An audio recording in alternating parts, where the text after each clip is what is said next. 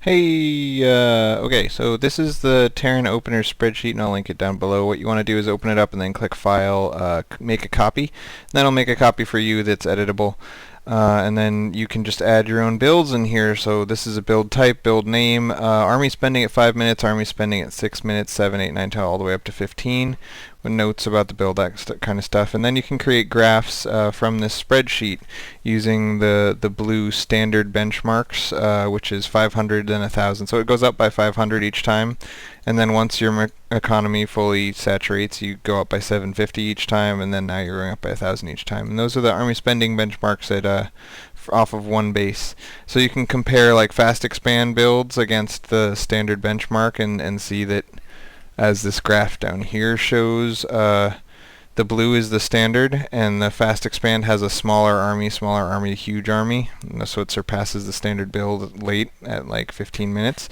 Or you can compare other fast expand builds that cut workers a little more in order to catch up. See, these are marine fast expand builds with no tech, and by cutting out the tech and emphasizing army production over worker production, you can actually catch up with a fast expand at like 8 minutes, which is really cool, because then you have two bases and the same army size as you would have had off one base.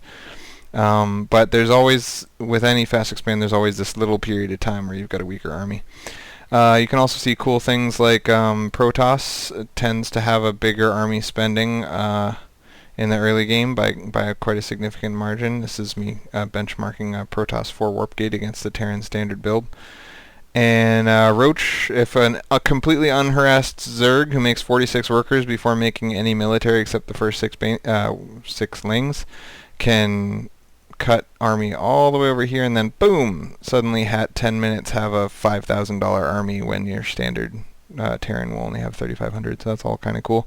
Also, this separate sheet, you can do the same build a whole bunch of times and then graph it. And so, like, for example, the dark blue is the build against nobody, like the perfect iteration of the build, and then the Christmas colors are during real games to see how far behind the standard you really were. And this is the number of workers, so this is light blue is 1 base number workers, dark blue is 2 base number workers, and then red, for example, is one of the 3 games played, and see how much lower it is.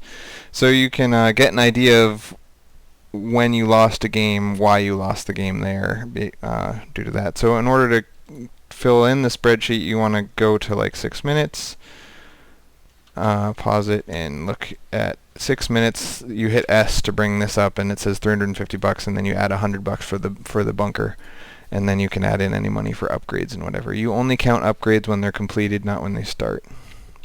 So anyway, that's that spreadsheet. The second spreadsheet is SC2 DPS, where I input the damage and special damage and the attack speed of things, and that makes it easy to calculate DPS and DPS against special.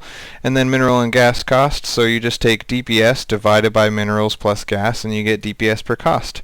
And the same goes for health divided by cost. So you'll see really cool things like roaches have 160 health per cost, and zealots have 160 health per cost, but every other unit is way lower than that. So it just really emphasizes, for example, roach. Like, a lot of people were posting in Team Liquid about how the roach's health per cost is so high and people should use it as a tanking unit, and this is just another illustration of that sort of thing. You can notice things like that about all the units.